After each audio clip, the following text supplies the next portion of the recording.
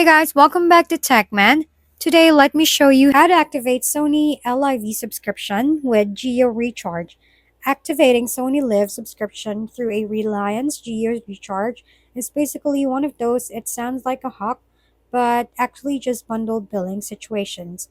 I've checked this setup before, and it only works if you pick a Jio prepaid plan that explicitly includes OTT benefits like Sony LIV access. Otherwise, nothing magical happens after the recharge.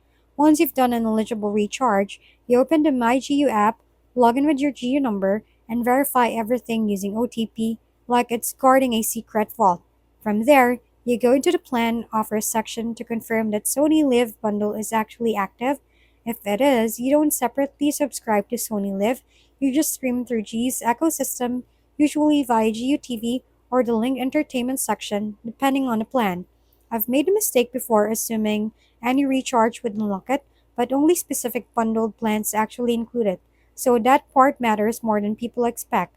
Once it's active, you just log in with the same number in a streaming app or service, and the content becomes available as long as your recharge stays valid. If we've been helpful, kindly give us a thumbs up, and don't forget to hit the subscribe and bell button for more contents. For any questions and suggestions, comment down below.